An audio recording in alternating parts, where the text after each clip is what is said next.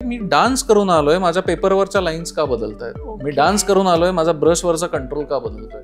आणि हे जर जुळतंय तर याचा अर्थ हे अख्खच्या अख्खं इंटरकनेक्टिव्हिटी मला सापडत जाणार आहे. आणि खरंच ती सापडत गेली आणि ती अगदी जाऊन मला माझ्या लाईफ पर्यंत सापडत गेली. माझ्यासाठी मॅजिकल एक्सपिरियन्स देणारी गोष्ट आहे डिरेक्शन. एकांकिका स्पर्धांचं पहिलं बक्षिसापेक्षा आपला नाटकाचा खर्च जास्त असतो. कथा जर तळ कोकणातल्या समुद्रकिनारी घडतीये तर मालवणीच असू शकते, ती दुसरी काही असूच शकत नाही. माझ्या टुरिंग टॉकीजचे जे 3 महिने होते ना, त्याने मला इतकी माणसं दिली आहेत म्हणजे. आणि तुम्ही जर चांगलं काम करत असाल, चांगली फिल्म बनवली असेल तर तुमच्या पाठीशी म्हणजे पुरी कायनात जे म्हणतात ना, ते मी एक्सपिरियन्स केलं. ज्या घरात शूट केलं त्याच घराच्या बाहेर खांबांना पडदा लावला होता. रात्रीची वेळ मस्तपैकी त्याच्या अंगणात अख्खी वाडी आली होती, 150-200 लोक, आणि त्यांना प्रोजेक्टरवरती फिल्म दाखवली. मला पर्सनली असं खूप वाटतं की ह्या फील्डमध्ये कन्सल्टन्सी सर्व्हिसेसची खूप गरज आहे. एखादा फायनान्सर डिरेक्टरचं ऑडिशन का घेत नाही? खरं तर ॲब्स्ट्रॅक्टचा अर्थ काय माहितीये का, प्रायोगिकचा, की तुम्ही लोकांना इन होण्याचा, तुमच्या कलेमध्ये इन होण्याचा स्कोप तयार करून ठेवता आणि ते इन झाल्यानंतर ते अडकतात. अरे मी आता आलो तर आहे या जगात, पण मला काय म्हणायचं यांना कळत नाहीये, पण मी आता आलोय तर मी हे जाणून घेणार. This is what abstract is. आम्ही 3 वर्षात ही एकच फिल्म केली. मी जर उद्या असं म्हणालो की मला ना ह्या ऍक्टर सारखी ऍक्टिंग करायची आहे म्हणजे मी हिट होईन, अरे इथेच गेलं ते. तुम्ही तुमचं ओरिजिनॅलिटी दाखवा किंवा वेगळेपणा दाखवा. मला मल्टिप्लेक्सच्या बाहेर ना माझा एक बॅनर लागला. म्हणजे मी जेव्हा म्हणतो की मी कुठेतरी पोहोचलेलो नाहीये, तेव्हा ती डेस्टिनी तुला जाणवलेली आहे की तू कोणाची तरी बघून ठरवलीस. खिशात 10 रुपये आहेत, आता या 10 रुपयात सिगरेट ओढायची का या 10 रुपयात 4 केळी चांगली हेल्दी खायची, हा चॉईस आहेच की तुझ्याकडे. There are so many junior artist जे मुंबईत जाऊन राहतात मॉब मध्ये काम करायला सुद्धा, कारण त्यांना आदल्या दिवशी रात्री फोन येतो, उद्या सकाळी फिल्मसाठी 7 वाजता ये रे. ओके, गेलो आम्ही 5 जण. ते आर हॅपी, ते जास्त काम करतायत. रात्री उशिरापर्यंत वेबसिरीजचे एपिसोड संपवून आपलं एक शिक्षण चाललंय याच्यासारखा मोठा गैरसमज नाही. म्हणजे आपल्याकडे किती मोठे उदाहरणं आहेत. नसरुद्दीन शाह, अनुपम खेर, हे जे मोठी नावं आहेत, की ही सगळी मंडळी त्या माध्यमानुसार ती एनर्जी पकडतात.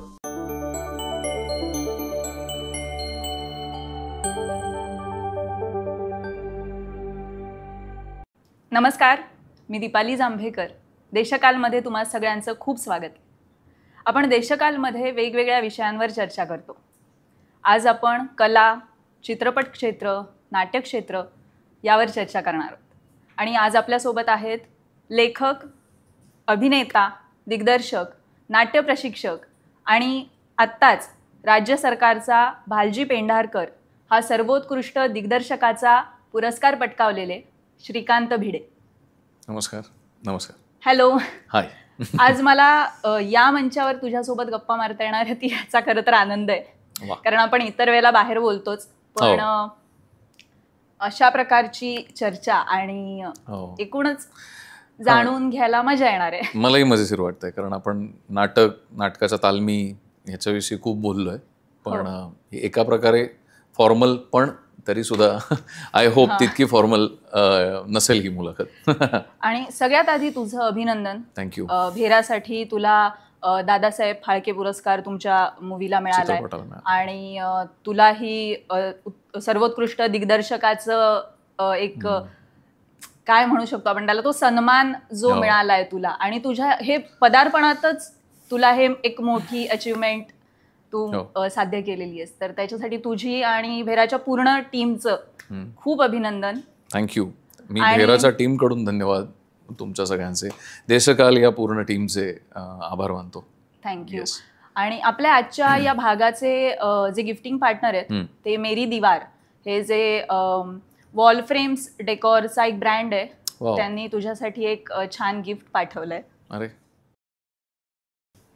वाव वा वा वा, फारच सुंदर. Thank you so much. मला म्हणजे हे सगळ्यांना माहितीच आहे की आता तुला हा चित्रपटासाठी पुरस्कार मिळालाय आणि तू पदार्पण केलंय चित्रपट दिग्दर्शक म्हणून, पण तू बरीच वर्ष नाटक, अभिनय, लेखन आणि मुख्य म्हणजे नाट्य प्रशिक्षण देतोस तू. तर तुला हे एक्झॅक्टली कधी कळलं की मला या क्षेत्रात जायचंय आणि मला हेच करायचं, म्हणजे हे कधी ठरलं एक्झॅक्ट? अगदी प्रामाणिक मत सांगायचं झालं तर मला हे करायचंय याच्यापेक्षा हे कधी सोडायचं नाही हे जास्त रिअलाइज जास्त झालं. कारण की म्हणजे हे थोडंसं असं खूप पोएटिक उत्तर किंवा खूप फिलॉसॉफिकल उत्तर वाटेल, पण हे फॅक्ट आहे. कारण की ज्या अपब्रिंगिंगमधला मी आहे, बरेच आपल्याकडचे मिडल क्लास लोक ज्या अपब्रिंगिंगमधले असतात त्याच्यात आपल्याकडे म्हणजे आत्ता तरी करिअरच्या ऑपॉर्च्युनिटीज अशा फ्रंटवर आलेल्या आहेत ह्या क्षेत्रातल्या. पण जेव्हा आता तू पण कोकणातली आहेस, तू कणकवलीची आहेस, मी कुडाळच आहे, तिथे कल्चरल सगळ्या ॲक्टिव्हिटी खूप चालायच्या, पण तुम्ही पोटा पाण्यासाठी ह्या फील्डवर डिपेंडंट राहू शकता हे जेवढं तुम्हाला मुंबई पुण्याशी कनेक्टेड राहून कळतं तेवढं तुम्ही गावाकडनं इथे येऊन तेव्हा म्हणजे आपण म्हणूया की स्मार्टफोन आणि डिजिटल हे सगळं आल्यापासून तुमची कनेक्टिव्हिटी आपल्या सगळ्यांची वाढली आहे. म्हणजे कुठल्याही गोष्टीची इन्फॉर्मेशन आपल्याला पटकन कळते आता मोबाईलवर. पण ज्या लोकांनी स्मार्टफोनच्या आधी कुठेतरी करिअर चॉईसेस ठरवायला सुरुवात केली तेव्हाचा काळ असा होता की तुम्ही प्रत्यक्ष ते फेस केल्याशिवाय तुम्हाला त्या पॉसिबिलिटीजचा आपण विचारच नाही करत. बरं, माझ्या बहिणी असतील, माझे बाबा असतील, यांनी हौशी लेवलला नाटक केलेलं आहे. मी त्यांना बघूनच खरं तर मोटिवेट झालो, इन्स्पायर झालो कुडाळला असताना. पण त्यांनी ते क्लिअर कट अगदी म्हणजे त्यांनी कुठलंही कन्फ्युजन न ठेवता हाऊस म्हणूनच केलं होतं. पण आपल्याला ह्याच्यात करिअर म्हणा, प्रोफेशन म्हणा किंवा त्याच्यातनं पैसे कमवायचे आहेत का नाही, ह्या सगळ्या रिअलायझेशनपेक्षा एक सगळ्यात मोठं रिअलायझेशन जे मी म्हणालो की हे सोडायचं नाही आहे ह्याचं कुठे होतं, मी जेव्हा पुण्यात कॉलेजला म्हणून आलो आणि पहिल्याच वर्षी तोपर्यंत मी फक्त ॲक्टिंग करायचो, पण मी पहिल्या वर्षी डान्सर म्हणून थोडासा प्रयत्न करून बघितला. मी कॉन्टेम्पररी डान्सचा ग्रुप कॉलेजमधला जॉईन केला आणि ती माझी पहिली वेळ होती डान्सर म्हणून काहीतरी अटेम्प्ट करायची. पण त्या 2-3 महिन्यात मला लाईफ काहीतरी एका वेगळ्याच डिरेक्शनमध्ये चाललंय असं वाटायला लागलं. म्हणजे मी आता आर्ट कॉलेज स्टुडंट आहे. मी त्याचं एकच उदाहरण देतो फक्त. मी आर्ट कॉलेज स्टुडंट आहे, अभिनव कला महाविद्यालयात होतो पहिल्या वर्षी आणि आमचा ना डिसेंबर, जानेवारी, नोव्हेंबर त्या दरम्यान दिवाळीनंतर खूप रिगरस डान्स प्रॅक्टिस चालायच्या. 10 मिनिटाच्या सिक्वेन्ससाठी 5 तास रोज 2 महिने इतकं तो कोरिओग्राफर आमच्याकडनं काम करून घ्यायचा. पण तिथे जायच्या आधी आमच्या ज्या असाइनमेंट्स असायच्या, मग ब्रश कलर, ब्रशचा कंट्रोल, लाईनचा ग्रेस, या सगळ्या गोष्टी ज्या आहेत ना, त्या 2 महिने खरं तर गॅप पडली होती. म्हणजे मी असाइनमेंट्स कमी करत होतो, डान्स जास्त करत होतो. पण 2 महिन्यानंतर जेव्हा मी परत फायनल एक्झाम्ससाठी डान्सर म्हणून काहीतरी एक्सपिरियन्स करून परत आलो, तेव्हा माझा ब्रशवरचा कंट्रोल चांगला झाला होता, माझ्या लाईन्स जास्त ग्रेसफुल झाल्या होत्या, माझं अंडरस्टँडिंग कंपोजिशनचं जरा इम्प्रूव्ह झालं होतं. आणि it was for the first time जेव्हा मला हे स्ट्रॉंगली रिअलाइज झालं, माझ्यासाठी ते मॅजिक होतं की अरे मी डान्स करून आलोय, माझ्या पेपरवरच्या लाईन्स का बदलत आहेत, मी डान्स करून आलोय, माझा ब्रशवरचा कंट्रोल का बदलतोय. म्हणजे वॉटर कलर हे जे मीडियम असतं ना, त्याला ब्रशचा खूप स्ट्रॉंग कंट्रोल लागतो आणि मी आधी त्याला खूप घाबरायचो, कारण तुम्हाला ती ट्रान्सपरन्सी मेंटेन करावी लागते, पाण्याचं प्रमाण मेंटेन करावं लागतं आणि या सगळ्याला मी घाबरायचो की हे नाही जमत आहे मला. बट डान्स करून आल्यानंतर मी खूप बिनधास्त ते पेंटिंग्स करायला लागलो आणि मला असं रिअलाइज झालं की अरे ही जादू आहे आणि हे जर जुळतंय तर याचा अर्थ हे अख्खच्या अख्खं इंटरकनेक्टिव्हिटी मला सापडत जाणार आहे. आणि खरंच ती सापडत गेली आणि ती अगदी जाऊन मला माझ्या लाईफपर्यंत सापडत गेली, म्हणजे रिअल म्हणजे नॉर्मल लाईफमध्ये. सो पासआउट झाल्यानंतर ऑब्व्हियसली घरच्यांना वाटलं होतं की अरे ओके झालं, पुरुषोत्तम फिरवू द्या, आता झालं, आता जरा पोटापाण्याचं वगैरे बघा. मी त्यांना तेव्हा सांगितलं होतं, ते 2008-9 साल होतं. मी म्हटलं मी पोटापाण्यासाठी काय वगैरे हे मला पटतंय, मी अजूनही ते शोधेन, पोस्ट ग्रॅज्युएशन करेन, फ्रीलान्सिंग करेन, जॉबही करून बघितला मी. पण म्हटलं मला हे सोडायला सांगू नका, कारण हे संध्याकाळचे 2 तास माझे उरलेले 22 तास ठरवत आहेत. तुम्ही हे जर काढून घेतले, हे जर नको म्हणालात, तर मग उरलेले 22 तास पण मी काही धड नसणार. आणि ते त्यांनी एक्सेप्ट केलं. म्हणजे असं काही फार युद्ध पेटलं नव्हतं, त्यांनी खूप सहज एक्सेप्ट केलं. आणि पुढे जाऊन म्हणशील तर आपणच असं जेव्हा दुसऱ्याला अगदी कॉन्फिडेंटली काहीतरी सांगतो, तेव्हा खरं तर आपण स्वतःलाच एक चॅलेंज घेतलेलं असतं आणि ते चॅलेंज माझा लकीली मी योग्य टप्प्यावर सिद्ध करत आलो ते अगदी आत्तापर्यंत, की येस, की तेव्हा काही न सोडता हे जे करत राहिलो त्याचेच कुठेतरी आत्ता रिझल्ट आहेत. पण मग तेव्हा तू जे म्हणालास की मी जॉब पण मध्ये करून बघितला, हो. मग तेव्हा असं काही नाही का झालं किंवा जॉब जेव्हा सोडलास तू, म्हणजे हा मुद्दा आहेच की मला हे सोडायचं नाहीये, पण जेव्हा जॉब सोडलास किंवा सोडायच्या टप्प्यावर मी आलोय, मग तेव्हा ते काहीतरी नव्हतं का की आर्थिक गणित आणि कला क्षेत्रातली गणित, पैशांबाबत बोलतेय मी, म्हणजे जे आपण बघतो की नाही, हे बघ आला माझ्या लक्षात, तिथे एक सगळ्यात महत्वाचा मुद्दा येतो तो म्हणजे तुमची फॅमिली सपोर्ट सिस्टीम काय आहे. आणि मग तो सपोर्ट, फायनान्शियल सपोर्ट पण मॅटर करतो. आणि मला माझ्या 2 मोठ्या बहिणी आहेत. आणि तर जेव्हा मी हे सांगितलं की मला हे सोडायचं सांगू नका, तेव्हा झालं काय, मी चेक केल्याशिवाय काहीच उत्तर दिली नाहीत. म्हणजे मी जॉब न करता, करून न बघता जर हे म्हणालो असतो की मला नाही जॉब करायचा आहे, तर मग कदाचित फोल ठरलं असतं ते. किंवा मी फ्रीलान्सिंग केलंच नसतं. म्हणजे मी इंटिरियर डिझायनिंगसाठी आर्टवर्क करणं हे मी जवळजवळ 2-3 वर्ष केलं. तेव्हाही मला असं झालं की ओके, आपण करून बघतोय. कारण की मी जर असं म्हणणार असेल की मला पोटा पाण्यासाठी एंटरटेनमेंट इंडस्ट्रीमध्ये एंटर करायचंय, तर माझ्याकडे तसा एक कॉन्फिडंट प्लॅन हवा, आणि तो तेव्हा नव्हता माझा. आणि मग मी काय करायचो की ओके, आपण अगदी फार कमवून घरी देत नाही आहोत, पण मग आपण अशा अनेक गोष्टी आहोत ज्या करण्यासाठी खर्च पण नाही करत आहोत. म्हणजे काय, तर FTIलाच जायचंय म्हणून काहीतरी एक हट्ट धरून बसलोय. तर ते मला तेव्हा परवडणार पण नव्हतं की आता पोस्ट ग्रॅज्युएशनसाठी घरच्यांना म्हणतोय की एवढी लाख रुपये किंवा एवढे हजार फी आहे, मला तर जाऊ दे, किंवा NSDलाच गेलोय उठून. तर तो कॉन्फिडन्स नव्हता तेव्हा. आणि मग मला असं हळूहळू लक्षात यायला लागली, ओके, आपण जरी सो कॉल्ड कॉलेज नंतर जी एक अमाऊंट घरी आणायला पाहिजे ती आणत नसलो, तरी 2 गोष्टी आपल्या फेवरमध्ये आहेत, की आपण खर्चही नाही करत आहोत तसा, आणि दुसरीकडे घरच्यांनी आपल्याला आता अंडर ऑब्झर्वेशन ठेवलंय. आणि या सगळ्यामध्ये माझे बाबा हा खूप मोठा माझा सपोर्ट सिस्टीम होती. कारण किती नाही म्हटलं तरी आई गृहिणी म्हणून घरात बसून तिला काळजी वाटणं साहजिक असतं. पण माझे बाबा मला खूप आर्टिस्ट म्हणून ऑब्झर्व करायचे. मोर दॅन मुलगा, आर्टिस्ट म्हणून ते माझे डेव्हलपमेंट खूप विटनेस करायचे, असं मला तेव्हा जाणवायचं. So he was the person जो माझ्या घरच्यांना कॉन्फिडन्स द्यायचे की तो उपाशी राहणार नाही एवढं तुम्ही कन्फर्म समजा, कारण ओव्हरऑल त्याला जे आता यायला लागलंय ते बघता तो म्हणजे बेकारच आहे असं कधी होणार नाही. त्याला एक्सप्लोअर करायचंय, करू देत, he will get the route. So मला असं वाटतं की ती सपोर्ट सिस्टीम मॅटर करते, आणि ती ना घरात बसून मॅटर करत नाही, म्हणजे ती घरात बसून होणार नाही. म्हणजे मी माझ्या नाटकाच्या ग्रुपमध्ये कायम सांगतो की तुम्ही तालमींना तुमच्या पेरेंट्सना घेऊन या, प्रयत्न करा. जी मंडळी म्हणतात ना, बरेच असतात आपल्याकडे घरी न सांगता नाटक करणारे, खोटं बोलून नाटक करणारे, किंवा कामासाठी सांगतो नाटकासाठीच गेलाय. मला असं होतं की का करतोय आपण काय, म्हणजे तुम्ही काय कुठल्या अंडरवर्ल्डशी कनेक्टेड आहात का असं का वागतोय आपण? आणि त्यात काही चुकीचंही नाही ना, म्हणजे असंही नाहीये की तुम्ही काही चुकीचं काम करताय आणि तुम्ही लपून. आता काही जण चुकीचं पण करतात त्याच्या नावाखाली, म्हणजे काहीतरी भयंकरच नाटक बसून ठेवलंय तर, आणि ते बघायला बोलवलंय, आणि आई बाबा म्हणतात बस आता हे असलं परत करू नको, मग ते संपलं. पण मग ती एक काळजी मी घेत आलो की उद्या कुठेही आपण कोणाच्याही समोर परीक्षेला बसलो, म्हणजे परीक्षक म्हणजे ते काय परीक्षक नसतात.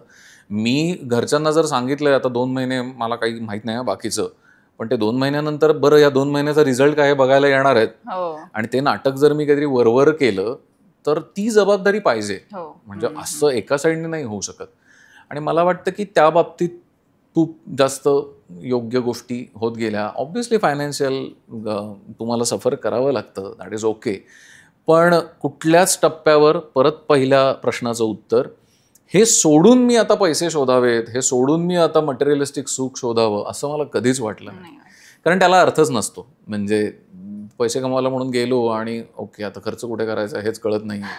मेंटल फ्रेशनेसच जर माझ्याकडनं काढून घेतलाय. सो हे खूप क्लिअर होतं आधीपासून, जे अजूनही आहे. तू आता बऱ्याच गोष्टी केल्यास, करतोयस आणि अजून तुझं हे सुरू आहे पुढे पुढे, पण मग लेखन किंवा दिग्दर्शन, जसं तू ध्यास आहे परफॉर्मिंग आर्ट्स, या सगळ्यामध्ये, आणि आता नवीन चित्रपट, तू सिरियल्सही केल्यास अभिनेता म्हणून, अभिनेता म्हणून, या सगळ्यामध्ये तुला खूप आवडणारी गोष्ट, म्हणजे ऑब्व्हियसली तुला सगळ्याच गोष्टी आवडतात आणि तू छान करतोयस त्या, पण तरी एक असतं ना की ही मला खूप जास्त आवडते असं. माझ्यासाठी मॅजिकल एक्सपिरियन्स देणारी गोष्ट आहे डिरेक्शन. ओके. म्हणजे मोर दॅन एनिथिंग एल्स मला ते जादू वाटते.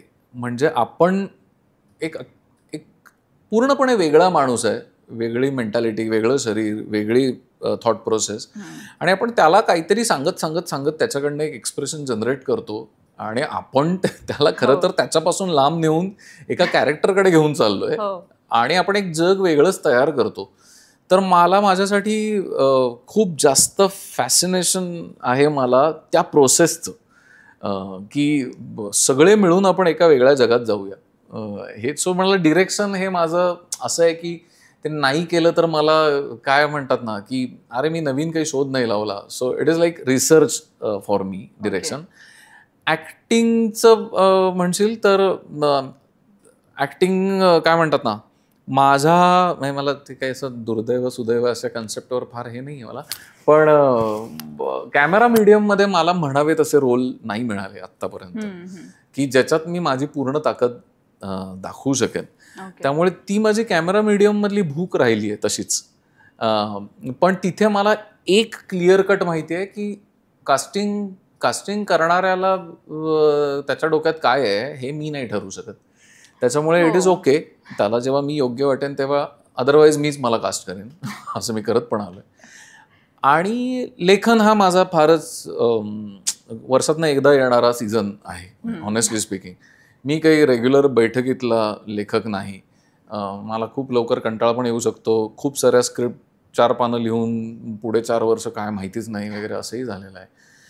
पण येस, ह्या सगळ्यामध्ये फिजिकल थिएटर ही एक गोष्ट आहे जी मला स्वतःला असं वाटतं की मला काहीतरी वेगळं सापडलंय, इतरांपेक्षा काहीतरी वेगळं सापडलंय आपल्याला, आणि ते शोधत राहायला पाहिजे.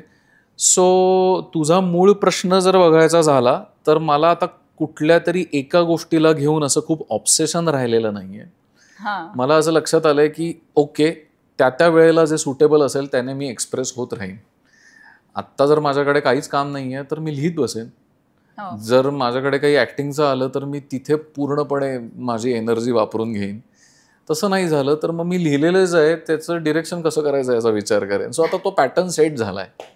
आणि तू परफॉर्मिंग आर्ट्सची तुझी संस्था आहे ध्यास, मग त्याची सुरुवात कशी झाली? आणि मुळात नाटक संस्था बऱ्याच आहेत पुण्यामध्ये, पुण्यात, मुंबईमध्ये, पण तू ध्यास परफॉर्मिंग आर्ट्स हे जे आहे त्याच्या मागे मूळ संकल्पना त्याची, आणि तो काय प्रवास होता तिथला? संस्था खरं तर या प्रकारात पडायचं नव्हतं, कारण की संस्था म्हणली की मग तो शब्दच जड आहे आधी.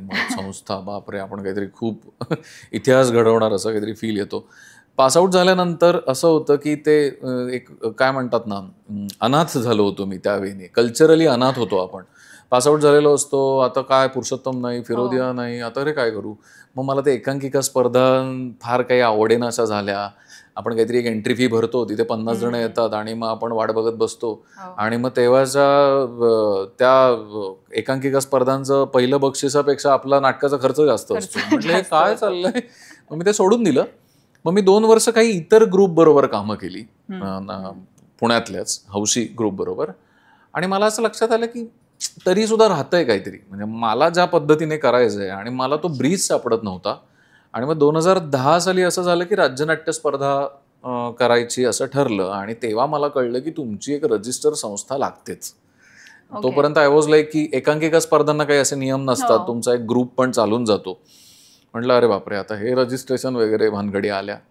पण मग तेही कळलं की ते काही फार मोठं नाही आहे. आणि मग मी ती संस्था सुरू केली. आणि ती केली सुरू, कारण त्याला तसं लागणार होतं. आणि झालं असं की मला पहिल्याच वर्षी राज्यनाट्य स्पर्धेला पुणे केंद्रावर पहिलं आलं माझं नाटक.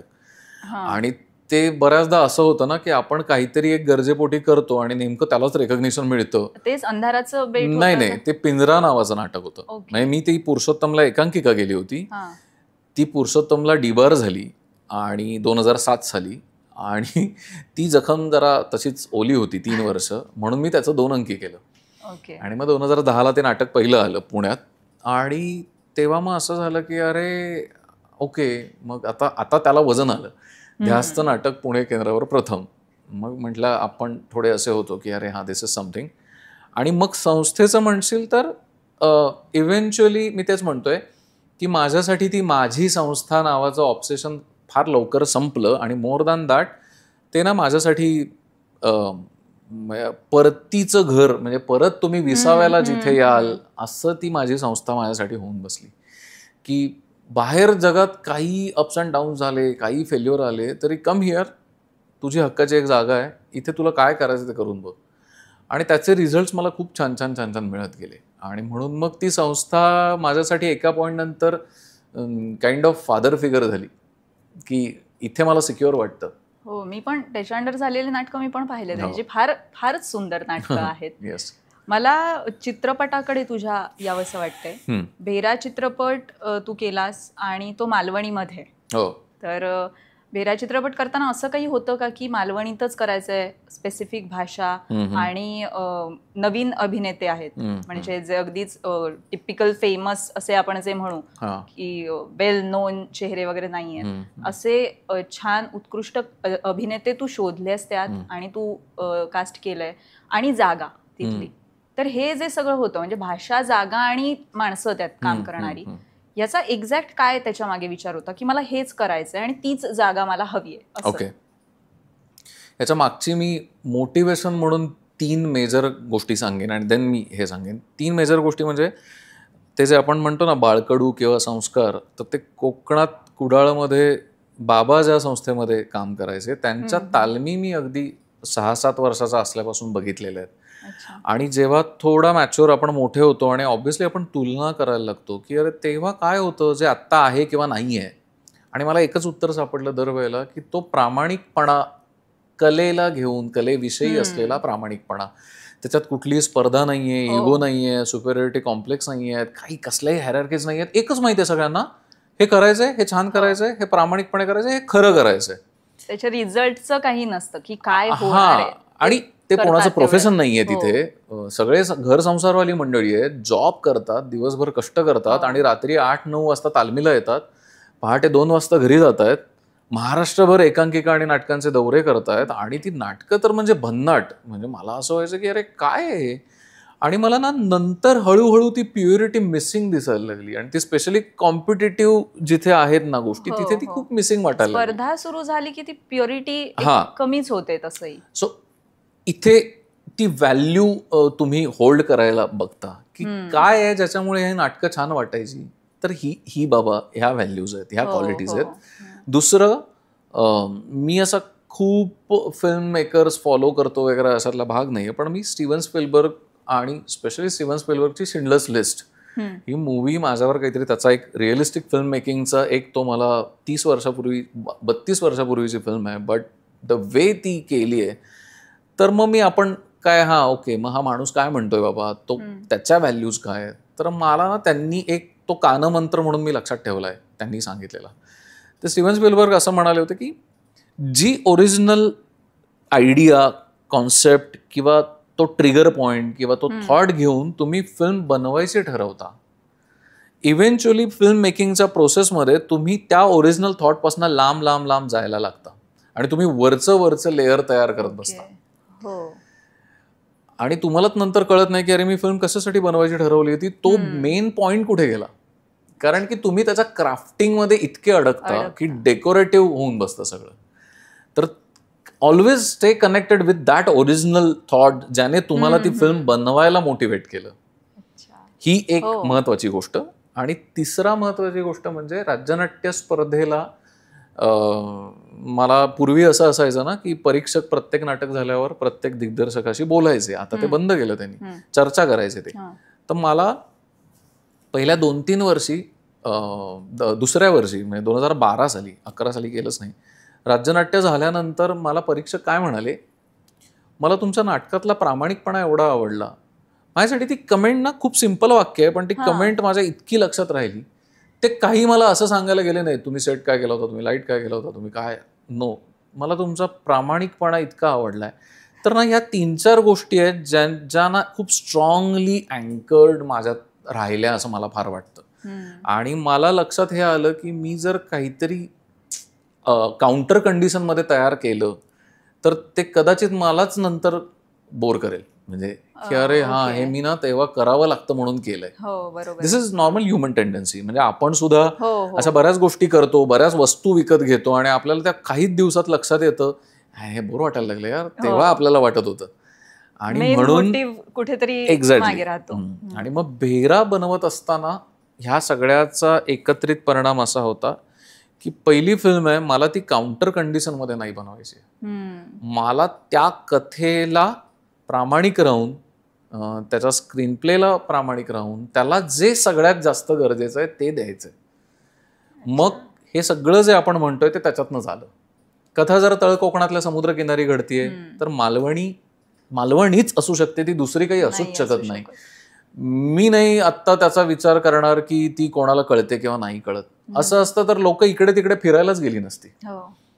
लोक जेव्हा मालवणी न येणारी मंडळी फिरायला म्हणून सिंधुदुर्गात जातात तेव्हा आपण पण तिथली मालवणी ऐकून म्हणतोच की अरे काय गोड भाषा आहे रे, मग हा गोडवा येऊ देत की स्क्रीनवर, त्याच्यात कशाला मी खोटं काहीतरी करू.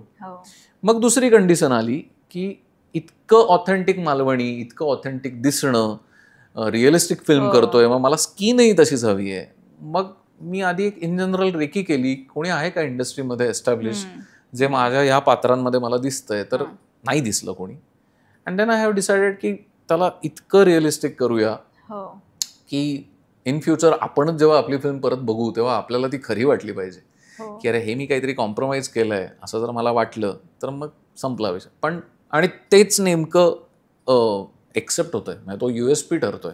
हो, ते खरंच छान गोष्ट आहे ती. कारण बरेचदा आपण आता बघतो, इव्हन आता सुद्धा टीव्ही सिरियल्स आहेत किंवा सिनेमांमध्ये पण मालवणी, कोकणी याच्या नावाखाली म्हणजे बरेचदा नाही येत, प्रादेशिक भाषा नाही येत, पण त्याचा अट्टाहास असतो की त्या घ्याव्या आणि मग शुद्ध मराठी, म्हणजे शुद्ध नाही म्हणता येणार पण एक तो लहेजा नसलेली मराठी म्हणू शकतो आपण, किंवा जी काही प्रमाण मराठी आहे ती वापरली जाते. आणि तो प्रादेशिक जो गोडवा असतो किंवा ती जी काही भाषा आहे पूर्ण ती मग नाही होत. मग ते काहीतरी अर्ध मोडलेलं, अर्ध तुटकं असं काहीतरी होतं.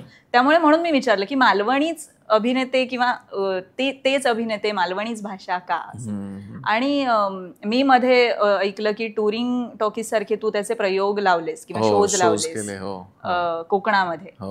तो अनुभव कसा होता आणि ही आयडिया कशी आली की आपण असे शोज लावायचे त्याचे? राईट, आयडिया म्हणशील तर तशी काही ती फार नवीन नाही. रादर पूर्वी टुरिंग टॉकीजच होता आपल्याकडे. जेव्हा थिएटर्सच नव्हते तेव्हा लिटरली त्या गावात आधी काही दिवस आधी अनाऊन्स केलं जायचं की आता हा तंबू लावला जायचा, आता हा खेळ येणार आहे.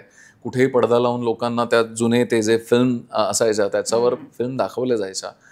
पण तेव्हा ते कारण होतं.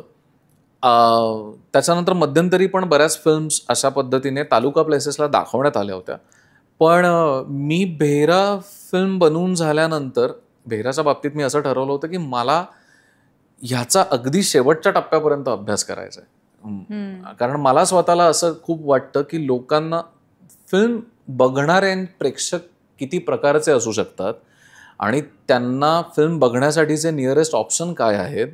आपण म्हणतो की ते OTTवर आल्यावर बघतील, पण माझा जो टार्गेट ऑडियन्स आहे तो तर स्मार्टफोनच जर वापरत नसेल तर त्यांनी फिल्म बघायची कुठे. बरोबर.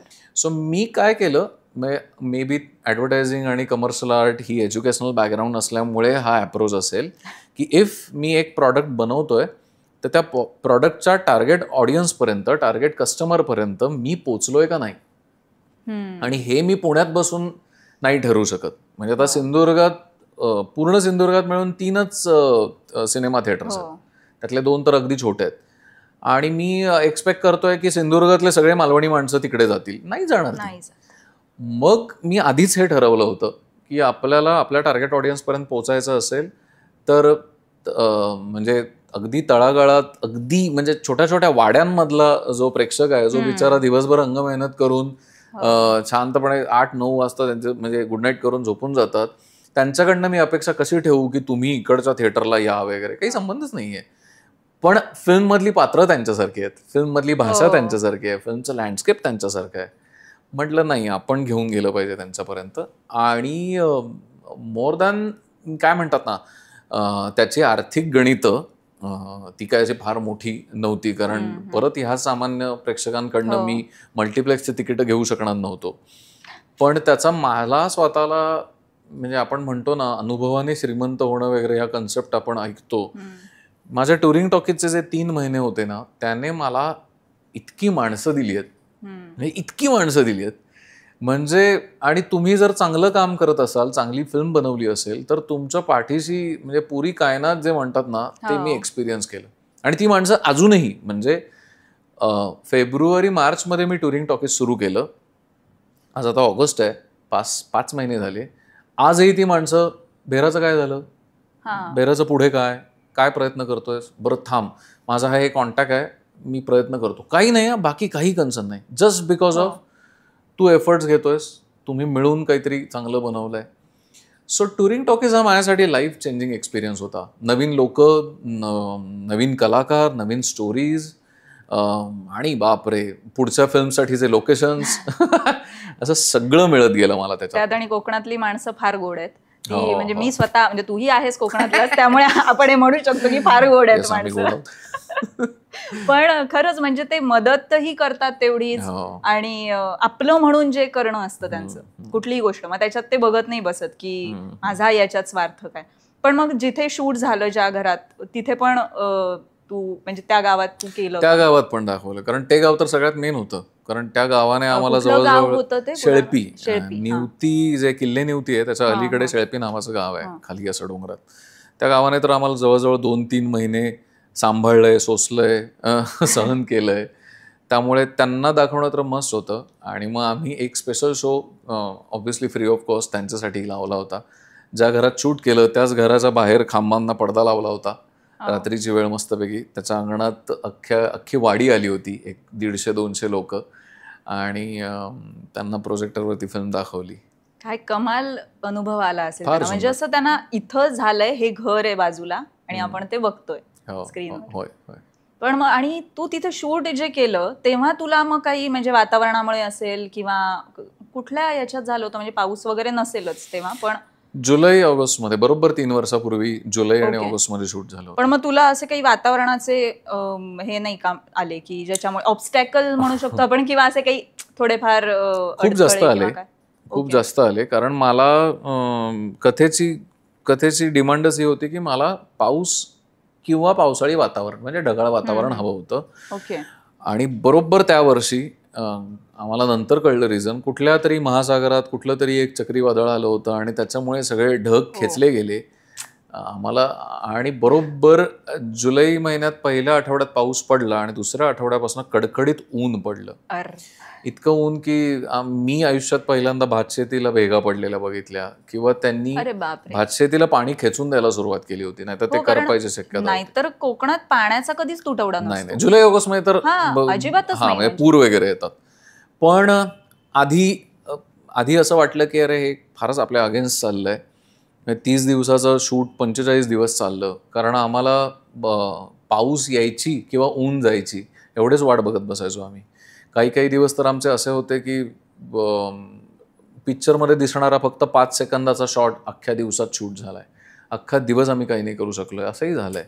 काही नाही, म्हणजे काही परमिटेशन कॉम्बिनेशन्स नाही आणि कॉम्प्रोमाइज करायचं नव्हतं एक. आणि पण मजा अशी झाली की फिल्म कम्प्लीट झाली आणि मग आम्ही हळूहळू जरा नीट विचार केल्यावर आम्हाला कळलं की त्याही कंडिशन आमच्यासाठीच होत्या. बिकॉज धोधो पाऊस जर पडला असता तर शूट करणंच इम्पॉसिबल झालं असतं. म्हणजे ते जे शॉवर बारके उडतात, कॅमेरा लेन्स पुसण्यातच निम्मा दिवस गेला असता. आणि इतकं डेंजर लोकेशन्स होते. सो आम्हाला असं लक्षात आलं की अरे आपण उगाचच तेव्हा वाईट वाटून घेत होतो, तेही आपल्यासाठीच होतं, चांगलंच होतं.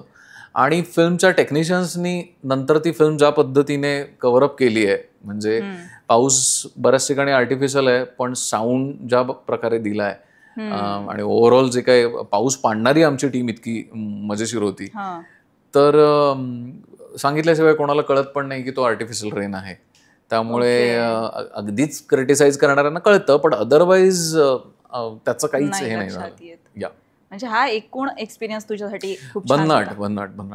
मला तुला आणखी एक विचारायचं आहे की आता तू पहिल्यांदा हा चित्रपट करतोयस, म्हणजे तू चित्रपट क्षेत्रात पहिल्यांदा आता आलायस म्हणून की नवीन जी माणसं आहेत, तरी तुझ्या मागे खूप अनुभव आहे नाट्य क्षेत्राचा, लिखाण असेल, दिग्दर्शन असेल किंवा इतर सगळ्या गोष्टी, कारण तो एक मोठा अनुभव आहे मागे. राईट. पण ज्यांचा अनुभव नाहीये आणि समजा म्हणजे शिक्षण घेतलेलं आहे या क्षेत्रातलं किंवा एक इच्छा आहे, एक फिल्म करायची आहे, स्क्रिप्ट रेडी आहे किंवा काय, तर फिल्म करण्यासाठी आणि ती पूर्ण होण्यापर्यंत त्यांनी आधी काय विचार केला पाहिजे की एक्झॅक्टली आपल्याला काय करायचंय, म्हणजे हे नवीन मुलांसाठी जे या क्षेत्रात यायचा प्रयत्न करतायत त्यांच्यासाठी.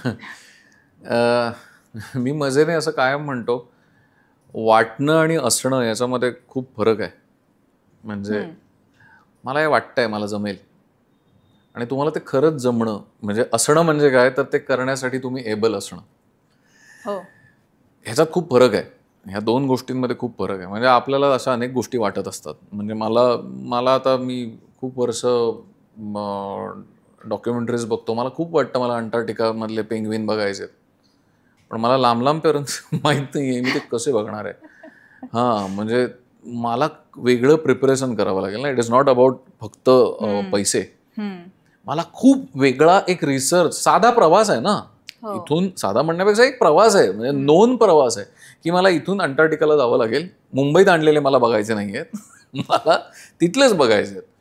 मग मला स्वतःला फिजिकली, मेंटली, इन ऑल वे स्वतःला प्रिपेअर करावं लागेल. पण माझं ठरलंय की मला ते बघायचंय. याचाच अर्थ मी स्वतःला सगळ्या प्रकारे तयार करेन. आणि ते तयार केल्यानंतर मी तयार आहे असं म्हणून चालणार नाहीये. मी परत कोणाला तरी विचारायला जाणार आहे की अरे मी असा प्लॅन केलाय, आणि तो म्हणतो की अरे नाही पण आत्ता जाऊन उपयोगच नाही, तिकडे ते आत्ता सीझनच बरोबर नाही, तिथे आत्ता वादळ असतं, तिथे असं कोणाला जायला देत नाहीत. ओ अच्छा शट, म्हणजे माझा अभ्यास कमीच पडला. बरं, मग मी परत अभ्यास सुरू करतो. राईट टाइम काय मग तिथे जायचा. सो ना, नवीन येणाऱ्यांसाठी म्हणशील तर मी जे ऑब्झर्व करतोय, मला असं वाटलं आणि मी असा तो गेम आजमावून बघायला सुरुवात केली, असं नाही होऊ शकत. असं नाही होऊ शकत. आणि असं करून खूप नुकसान करून घेतात बरेच जण. कारण काय होतं, मला वाटलं मला पण फिल्म करायची आहे, माझ्याकडे एक आहे फायनान्सर, आणि त्याला मी सांगितलंय, तो म्हणतोय ह्या ऍक्टरला घे, मी म्हणतोय अरे त्या ऍक्टरला घेऊ. अरे हे कुठलं लॉजिक आहे. म्हणजे साधं मी असं म्हणतो की आपण साधी ना 1000 रुपयाच्या पुढची, खरं तर मी 1000ही जास्त म्हणतोय, आपण 500 रुपयाच्या पुढची कुठलीही गोष्ट विकत घेताना साधी आपण किती विचार करतो, आणि तरी सुद्धा जर ती चांगली नाही निघाली तर आपल्याला त्रास होतो. इथे आपण हे भलेच्या भले लाखोचे बजेट काढतोय आणि बिंदास सांगतोय अरे हे असं होणार, ते तसं होणार, आणि मग आपण ते फायनान्सरला सांगतो अहो सबसिडी मिळते ना, सबसिडी देणार ना. अरे असं नाहीये भावा. मग तो बिचारा समोरचा, त्याचं लॅक ऑफ नॉलेज असतो, तो म्हणतो हो यार होऊ शकतं. तर ना म्हणजे मोर दॅन नवीन येणाऱ्यांनी काय करावं, मला पर्सनली असं खूप वाटतं की ह्या फील्डमध्ये कन्सल्टन्सी सर्व्हिसेसची खूप गरज आहे. म्हणजे एखादा डिरेक्टर एखाद्या फिल्मसाठी, मी डिरेक्टर म्हणून सांगतो, एखादा डिरेक्टर जर एखाद्या फिल्मसाठी एक बिनधास्त ऑडिशन अनाऊन्स करून 500 जणांना जज करत असेल तुम्ही ऍक्टर चांगले आहात का नाही, तर एखादा फायनान्सर डिरेक्टरचं ऑडिशन का घेत नाही, हे माझं क्लिअर कट मत आहे. तू पैसे देणारच ना, घोड्यावर पैसे कधी लावतात, त्याला कधीतरी धावताना बघितलेलं असेल तर ना, नाहीतर आपल्याला लावलेत, असं नाही होऊ शकत. सो मला विचारशील तर नवीन येणाऱ्यांचा प्रॉब्लेम नाहीये, कारण नवीन येणारे काय करतायत, अरे सोपं आहे रे मीडियम म्हणून ते सुटलेलेच आहेत, त्यांच्यावर कोणाचा काही कंट्रोल नाहीये. मी म्हणतोय त्याच्या मागची जी आर्थिक, स्पेशली फिल्म्सच्या बाबतीत म्हणतोय मी, म्हणजे मी कायम पहिली फिल्म केल्यानंतर माझं असं स्पष्ट मत झालंय, मी ₹1 नसताना नाटक करू शकतो, पण मी ₹1 नसताना फिल्म नाही करू शकत. म्हणजे मी उद्या म्हणेन अरे नाही मी माझ्या मोबाईलवर शूट कर, पण तो मोबाईलही 20,000चा 15,000चा बेसिक लागतो, आणि जर तुम्हीच फक्त बघणार असाल तर मग ते काही उपयोग नाहीये. तर मला स्वतःला असं वाटतं की हे दोन्ही बाजूने होणं गरजेचं आहे, की त्याच्यात ना एक कॉम्पिटिटिव्ह नेचर आहे, त्याने काही होणार नाहीये. म्हणजे आपल्यामध्येच एक स्पर्धा आहे, अरे आपण पण करू, अरे मी पण केलं, हे काय आपण पण करू आणि मी पण केलं. तुम्ही लोकांचा वेळ इन्व्हेस्ट केलाय, तुम्ही लोकांचे पैसे इन्व्हेस्ट केले आहेत, बरं पुढे जाऊन तुम्ही ऑडियन्सचा पैसा आणि वेळ इन्व्हेस्ट करून घेणार आहात, आणि हा कॉन्फिडन्सच आपण कॅरी नाही करू शकत. आणि मग त्याच्यामुळे काय होतंय माहितीये का, की ती जी दरी आहे ना, आत्ताचा कॉन्टेम्पररी चांगला सिनेमा आणि आपला सिनेमा, ह्याच्यातली दरी ती पार करायचा प्रयत्नच होणार नाहीये. कारण we are happy with the whatever we are trying to do, आणि मग आपण जाऊन आयुष्यभर एक साऊथ इंडियन मूवी बघून येतो आणि काय करतात रे ते, अरे काय करतात रे, म्हणजे ते काय ढगातनं पडले आहेत, बरं असंही नाही की, आणि मग सगळ्याला काउंटर जस्टिफिकेशन, त्यांच्याकडे ना ते सपोर्ट करतात, त्यांच्याकडे ना ते असं आहे. अरे नाही भावा, तसं नाही आहे. आज 90% म्हणजे 150 ते 200 फिल्म्स मिनिमम बनतात वर्षाला मराठीमध्ये. 150 ते 200, त्यातल्या समोरही येत नाहीत कित्येक, अर्धवट पडलेल्या तर वेगळ्या. आणि लॉस किंवा लॉसमध्ये फ्लॉप होण्याचं प्रमाण मोर दॅन 90% आहे. आणि नो वन इज लाईक की अरे हे घेऊया ना जरा सिरियसली, हे का होतंय. आता भेरा सुद्धा कमर्शियली नो लॉस नो प्रॉफिटमध्ये आहे, ओके, नो लॉस नो प्रॉफिटमध्ये, पण ती ज्या प्लॅटफॉर्मसाठी ज्या वेने बनवली आहे तिथे ती हिटच आहे. म्हणजे मी असं म्हणतोय की ती ज्या प्लॅटफॉर्मवर लोकांना आवडायला पाहिजे होती, ज्या ऑडियन्सना आवडायला पाहिजे होती, त्यांना ती आवडली. कोणी येऊन असं म्हणाल नाही की अरे काय बनवलंय, असं कोणीच नाही म्हणालं, इव्हन परीक्षक पण नाही, समीक्षक पण नाही. तर मला हे म्हणायचं आहे की आपला अभ्यास खूप गरजेचा आहे, आणि तो काही फॉर्मल एज्युकेशन मीही नाही घेतलंय, पण प्रत्येकाकडे हा कॉमन सेन्स असतो. प्रत्येकाला आतून प्रचंड प्रामाणिक राहणं गरजेचं आहे. तुम्ही जर 1% जरी विचार करत असाल ना, अरे मला एक फायनान्सर मिळालाय रे, गेलं, तुम्ही इथे ते पहिलं पाऊलच चुकीचं टाकलंय. तुम्ही फक्त स्वतःच्या सर्व्हायवलसाठी फिल्म करताय, पण तुम्ही त्यावेळेला खूप जणांचं नुकसान करताय. आणि म्हणूनच मी म्हटलं की हे एका साईडने होणार नाही, दुसऱ्या साईडने कन्सल्टन्सी सर्व्हिसेस या इंडस्ट्रीमध्ये याव्या लागतील.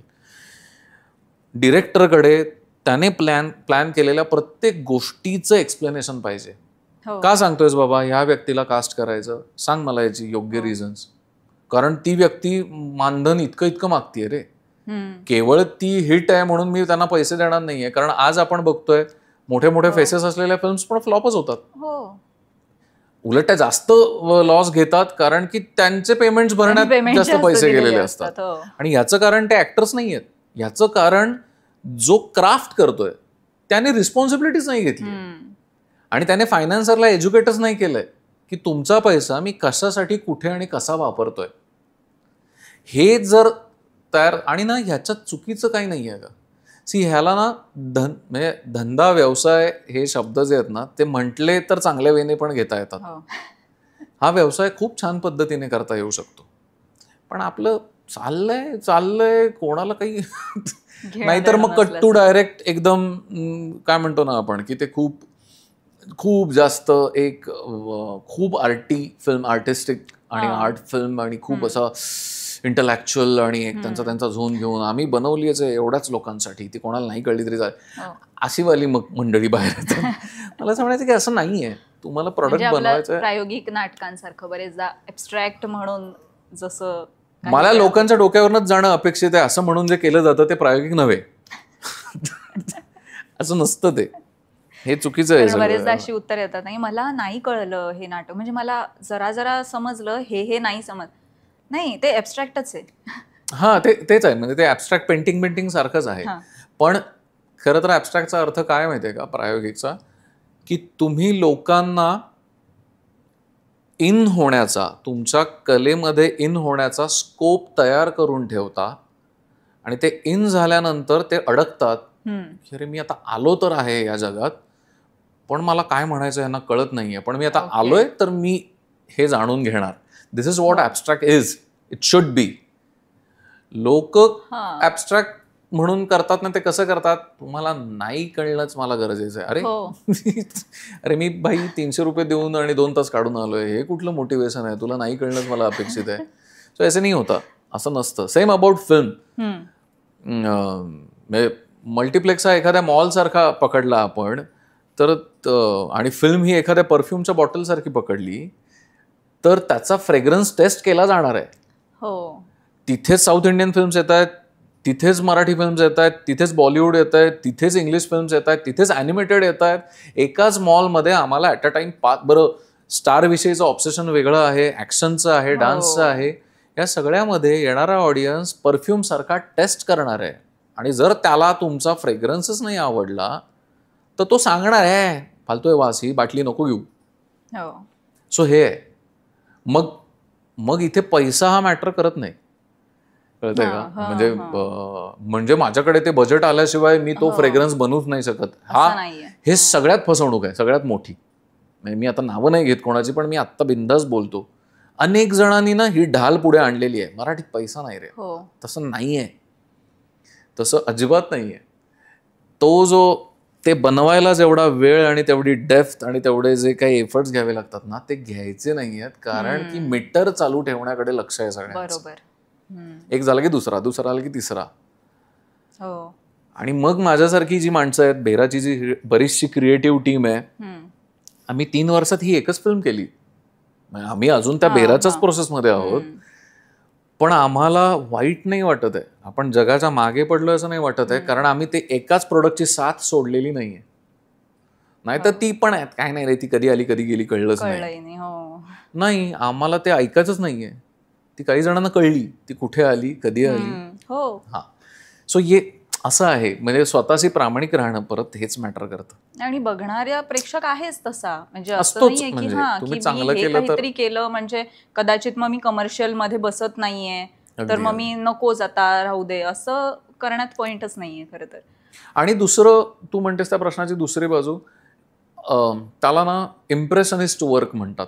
म्हणजे हे मी आधी पण बऱ्याचदा आमच्या बोलण्यात येतं. आमच्या कॉलेजमध्ये सांगितलं जायचं, आर्ट कॉलेजमध्ये, की समजा एखादा फाईन आर्टिस्ट आहे, म्हणजे त्याला चित्रकार व्हायचं आहे आणि तो कॉलेजमधनं पासआउट झाल्यानंतर इंडिपेंडंट आर्टिस्ट म्हणून पहिली जी काही चित्र काढतो ना, ती त्याला वाटतात ही माझी स्टाईल आहे. पण ते तसं नसतं, कारण तो जेव्हापासून चित्र काढायला लागला आणि तो अभ्यास म्हणून कॉलेजमध्ये आला, ह्या अख्ख्या काही वर्षात त्याने इतक्या चित्रकारांची चित्र बघितली आहेत, इतके एक्झिबिशन्स बघितलेत, त्याने इतकं आत घेतलंय इम्प्रेशन की त्याच्यातनं आत्ता जे येणार आहे ना ते कोणासारखं तरीच असायची शक्यता आहे.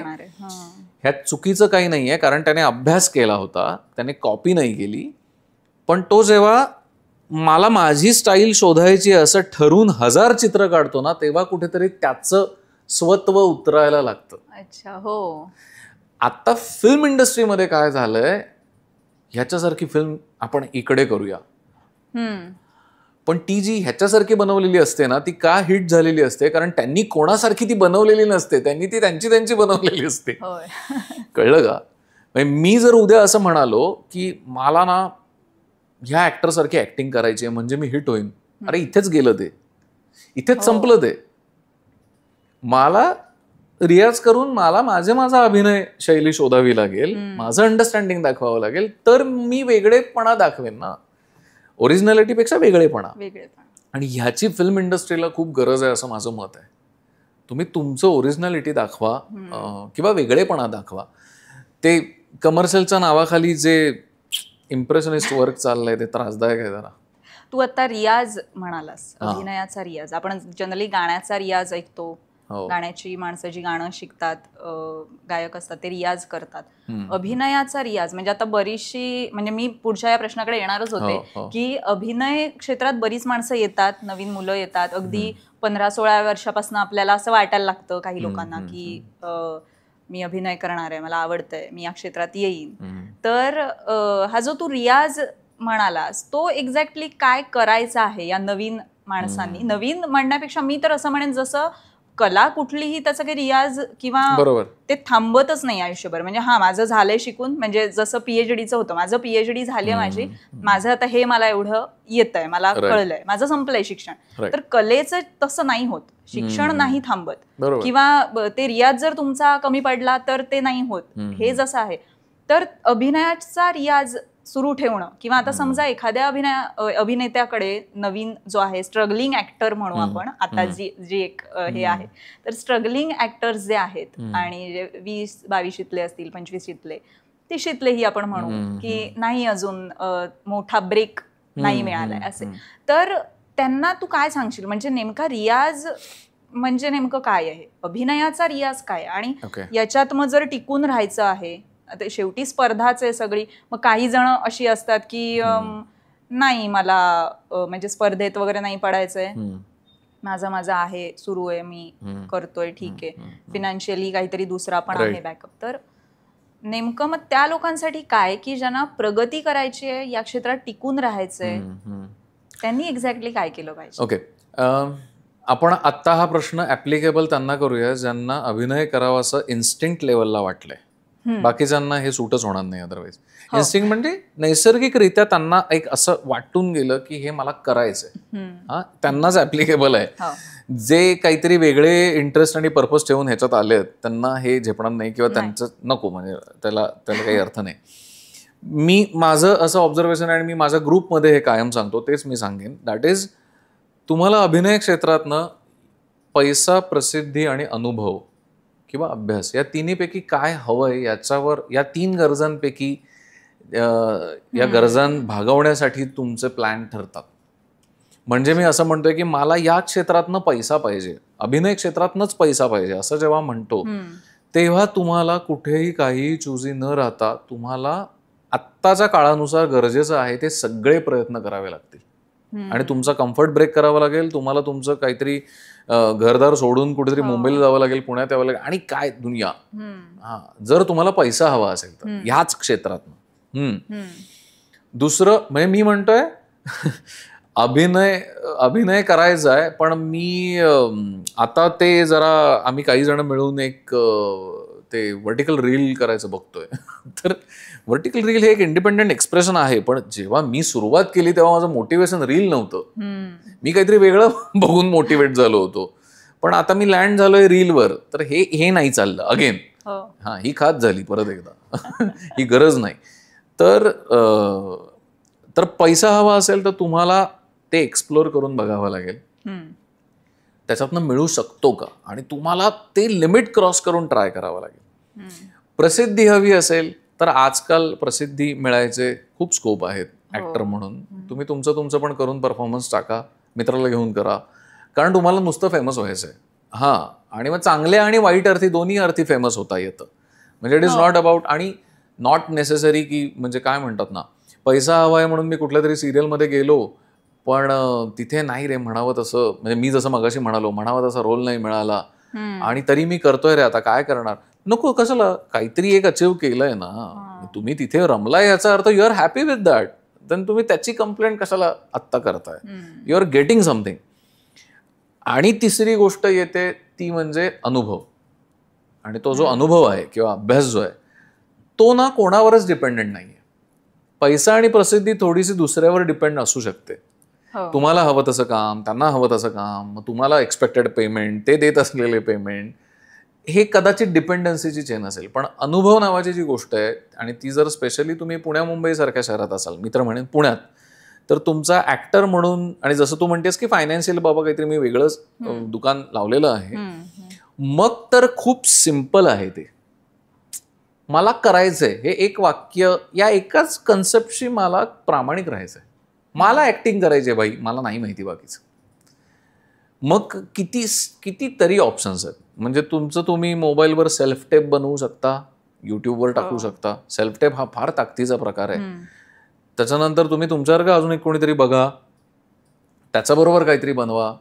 पुढे जाऊन तुम्हाला थिएटर करायचं असेल तर तुम्ही जर कमवताय तर त्यातले 4 पैसे बाजूला काढून तुम्ही थिएटरसाठी सोलो करा, सोलो परफॉर्म करा. सी, काय म्हणतात ना, एकदा आपण त्याला नकार घंटा लावली की मग सगळंच बोर आहे. पण जर असं ठरवलं की अरे मला कितीही डाऊन डाऊन डाऊन डाऊन मी करणार नाही हे वाक्य यायला द्यायचं नाहीये, मग तुम्हाला सगळे ऑप्शन्स दिसायला लागतील, सगळेच ऑप्शन्स दिसायला लागतील. म्हणजे आता मला त्या सगळ्या आर्टिस्टची नावं आठवत नाहीयेत, पण there are so many artist, त्यांचं नाव मी विसरलो. सायकलवरून एका शहरात दुसऱ्या शहरात जायचं, तिथे परफॉर्म करायचं, तिथून दुसऱ्या शहरात जायचं, तिथे परफॉर्म करायचं सोलो. किंवा एक आर्टिस्ट आहेत पुण्यात पण येऊन गेले ते, मला त्यांचं नाव आठवत नाहीये. फॉर एक्झाम्पल पुण्यात एक जो कॉन्टॅक्ट आहे त्यांना, म्हणजे समज मी तो आर्टिस्ट आहे आणि मी तुला ओळखतो, तर मी तुला सांगणार दीप मी असं असं येतोय पुण्यात, मला ना काही नाही, मला एक मोकळी जागा दे आणि किमान 20 प्रेक्षक दे, आणि माझी राहण्याची सोय कर, खाण्याची सोय कर, आणि त्या 20 जणांकडनं मला एवढे पैसे मिळाले तरी बास की मी इथून कणकवलीला जाणार आहे. आणि मला कणकवलीचा कोणाचा कॉन्टॅक्ट नंबर असला तर देऊन ठेव, मी कणकवलीत फोन करून ठेवतो, असं असं एक येणार आहे. असंही करणारी लोक आहेत. मी म्हणतोय मग ह्या लेवलची कमिटमेंट जमणार आहे का तुला, कोणालाही, तुम्हाला? हे मलाही नाही जमणार आत्ता, ऑनेस्टली स्पीकिंग. मी वेगळ्या पद्धतीने कमिटेड आहे. पण एक कला संन्यासी किंवा असं आपण त्याला म्हणूया की पण तो माणूस शांत झोपतोय रात्री, तो हे घेऊन झोपत नाहीये की माझ्यातला ऍक्टर मेला वगैरे. Getting my point? तर मला हे म्हणायचंय की it is up to you की तुम्ही कशाशी, सगळ्यात महत्वाचं काय आहे, तुम्ही तुमच्याशी कमिटेड राहणं. म्हणजे हे मी खूप आधी पण एकदा बोललो होतो की स्वतःला स्वप्न दाखवलीच कशाला जर ती तुम्हीच पूर्ण करू शकणार नव्हता तर. आणि ती स्वप्न अशी होती का? मी आत्तापर्यंत खूप अशा कमी ऍक्टर्सना भेटलेलो आहे ज्यांचं स्वप्नच सुरू होतं इथून की मला मल्टिप्लेक्सच्या बाहेर ना माझा एक बॅनर लागला. खूप म्हणजे जेन्युइन ऍक्टर्स ते असंच काहीतरी सांगताना की मला ना हे कॅरेक्टर बघून मी इन्स्पायर झालो, मला मी ह्यांचं काम बघून इन्स्पायर झालो. पण काही जण आहेत म्हणजे जेन्युइन ऍक्टर्स जर सोडले तर काही जण ग्लॅमरच्या मागे धावून येणारे पण आहेत ना. पण मग मी तुला तेच म्हणतो की आपल्याकडच्या कल्चरमध्ये, मी I am talking about middle class Marathi culture specially, त्याच्यात असं फार कमी आहे. म्हणजे कारण की आपण काही गर्भश्रीमंत नाही, आपण विचार करत करत सगळं सांभाळतच पुढे जायचा प्रयत्न करत असल्यामुळे आपल्या की फार कमी आहेत की अरे एक दिवस या बॅनरवर मी येणार. म्हणजे तसा मी पण एका बॅनरवर येऊन गेलो काही वर्षापूर्वी, काहीच आयुष्यात फरक नाही पडला. म्हणजे मी त्याचा मेन ऍक्टर बिक्टर होतो, म्हटलं बाप रे. पण त्याने काही होत नाही. म्हणजे अंटिल अँड अनलेस ते खूप असं काय म्हणतात ना, कलाकार म्हटलं की तुम्ही काहीतरी शोधून काढणं हे बाय डिफॉल्ट आहे. त्या शोधण्याच्या प्रोसेसलाच काउंटर नका करू. It is okay. हे बाय डिफॉल्ट आहे. आणि मग जे होतं म्हणजे आपलं असं होतं की अभिनय करतोय, स्ट्रगलिंग आहोत, काहीतरी ऑडिशन्स देणं सुरू आहे किंवा काय जे काही असेल, आणि त्यात एक फ्रस्ट्रेशन येतं एका पॉइंटला की नाही होते, नाही जमतच नाहीये हे, किंवा जमत नाहीये म्हणण्यापेक्षा करून सुद्धा नाही होते. आता मुंबईत आपण बरीच माणसं बघतो, बरीच म्हणजे चिक्कार माणसं आहेत ज्यांचं नाही होत काही. आपल्याला काहीच चेहरे दिसतात, 100रातली 5 माणसं दिसतात जे झालेत म्हणजे आता मी तेही म्हणते परत की दिसतात इन द सेन्स कुठेतरी सिरियल मध्ये, फिल्म आली आहे त्यांची, किंवा कमर्शियली टिपिकली मी म्हणते, तर ते जे दिसतात. पण जे नाही दिसत किंवा ज्यांचं नाही होते काही पण आहे त्यांच्यात, ते करतायत, काम करतायत, स्वतःवर काम करतायत, काम हे ऑडिशन्स देत आहेत, प्रयत्न करतात, पण मग नाही होते. मग ते जे फ्रस्ट्रेशन आहे त्यांचं, त्याचं नेमकं म्हणजे तेव्हा त्या माणसांनी काय केलं पाहिजे की ते म्हणजे बरीच जण त्यातनं आत्महत्याही करतात. हो, खूप लोक. हो. मग इथे मला असं वाटतं इथे मी दोन, म्हणजे माझ्या ऑब्झर्वेशन नुसार मी इथे 2 मुद्दे सांगेन. एक तर आत्ताचा प्रॉब्लेम असा आहे, तुलनात्मक विचार फार जास्त घातक आहेत आत्ता. म्हणजे मी जेव्हा म्हणतो की मी कुठेतरी पोचलेलो नाहीये, तेव्हा ती डेस्टिनी तुला जाणवलेली आहे की तू कोणाची तरी बघून ठरवली आहेस. तर आपल्याला असं लक्षात येईल की ती खूप कम्पॅरेटिव्ह डेस्टिनी सेट केली जाते आत्ता. प्रत्येकाची सुरुवात सेम नाही होत. कोणीतरी म्हणजे मी म्हटलं तसं की मी बाबा माझे नाटकात काम करायचे आणि मी 6-7 वर्षाचा होतो, ते तालमीला मला घेऊन जायचे आणि थिएटरचा किडा तिथे काहीतरी चावला बाबा आपण असं म्हणूया. कोणाच्या तरी आयुष्यात हे वयाच्या 27व्या वर्षी घडलं असेल. आपण कितीतरी उदाहरणं असं बघतो ना. पण वयाच्या 27व्या वर्षी त्याच्या आयुष्यात बाकीच्या गोष्टींनी एवढं जागा घेऊन ठेवली होती की त्याला कदाचित त्याची ती क्युरिओसिटी आत्ता जपायला नाही जमत आहे, बट स्टील तो त्याचं ट्राय करतोय. तर मला असं वाटतं की ते जे फ्रस्ट्रेशन येतं ना, तू जे म्हणतेस ते तुलनात्मक विचारांमधनं खूप येतं. मी जर माझी साथ सोडायची नाही असं ठरवलंय, जग साथ देत नाही असा फील आहे ना आत्ता. जे फ्रस्ट्रेट होतात त्यांना काय वाटतं की जग मला समजून घेत नाही, जग मला साथ देत नाही. अरे मग तूच स्वतःची साथ सोडणार. तू थांब की तुझ्या बरोबर. ठीक आहे, हरकत नाही. मोठ्या मोठ्या हॉटेलमध्ये नाही जायला जमणार, बाहेरचं खायला नाही जमणार, मेसही नाही परवडत आहे, इट इज ओके. पण खिशात 10 रुपये आहेत. आता या 10 रुपयात सिगरेट ओढायची का या 10 रुपयात 4 केळी चांगली हेल्दी खायची, हा चॉईस आहेच की तुझ्याकडे. पण दोज फ्रस्ट्रेटेड स्ट्रगलर्स जे 10 रुपयाची सिगरेट दिवसातनं 4 वेळा घेणं प्रेफर करतात, तर त्या स्ट्रगलला अर्थ नाहीये.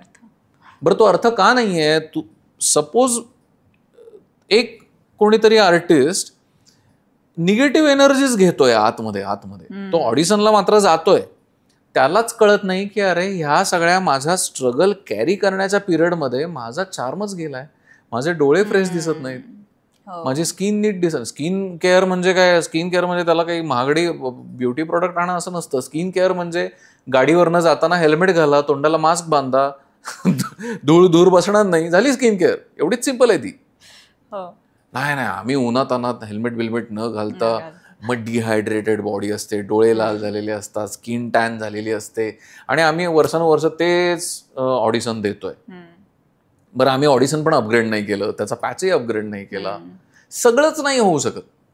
म्हणजे मी माझ्या स्ट्रगलवर पण प्रेम करणार, आणि मी माझ्या फाईटवर पण प्रेम करणार, आणि मी माझ्या दुःखावर पण प्रेम करणार, असं नाही होऊ शकत.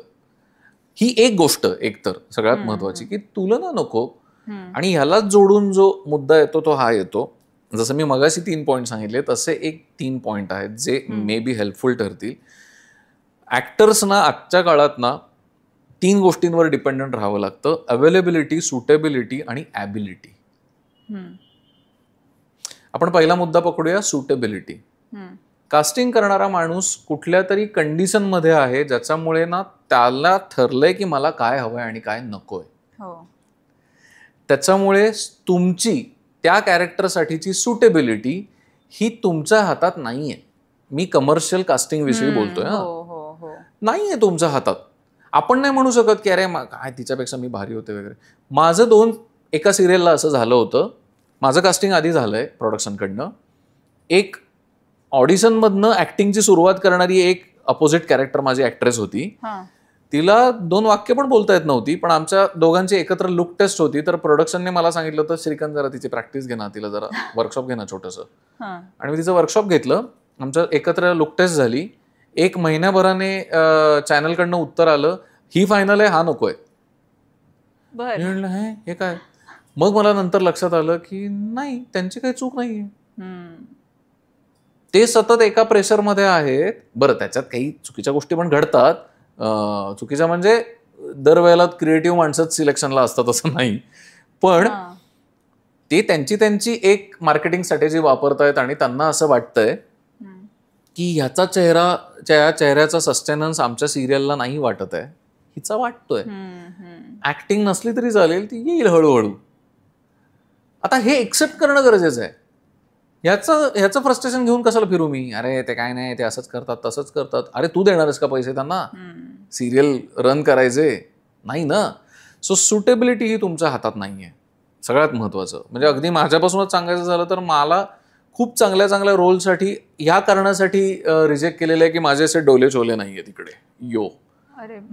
म्हणजे अरे तू चेहरा तुझा मॅच होतोय, आवाज तर परफेक्टच आहे, ऍक्टिंगचं काही टेन्शन नाहीये, पण त्याला स्क्रीनवर बारीक दिसतोस रे. ओके फाईन, एक्सेप्ट करा. मग नंतर जेव्हा ती फिल्म येते आणि तुम्ही त्यातले 10 जण बघता, अरे हो यार ह्यांच्यात मी फारच बारीक दिसलो असतो. आता हे झालं सुटेबिलिटी, ते तुमच्या हातात नाही. दुसरं येतं अवेलेबिलिटी. तुम्हाला द्यायला तयार आहे कोणीतरी रोल, जरा थांबता का, मी 1-2 दिवसांनी कळवतो, झालं, मेलं, संपलं ते. त्यांच्याकडे वेळ नाहीये 2 दिवसांनी थांबायला. तुम्ही 2 तास म्हणाल तरी थांबत नाहीत ते, कारण ते काहीतरी घाई आहे त्यांना. सो अवेलेबिलिटी हा फार मोठा मुद्दा आहे. आणि that is the reason there are so many junior artist जे मुंबईत जाऊन राहतात मॉब मध्ये काम करायला सुद्धा, कारण त्यांना आदल्या दिवशी रात्री फोन येतो, उद्या सकाळी फिल्म सिटीत 7 वाजता ये रे. ओके, गेलो आम्ही 5 जण. ते आर हॅपी, ते जास्त काम करतायत. कारण त्यांनी स्वतःला अवेलेबल ठेवलंय. मग आता त्याच्यात कामाची डिग्निटी हा मुद्दा असेल तर मग तक्रारी करू नका.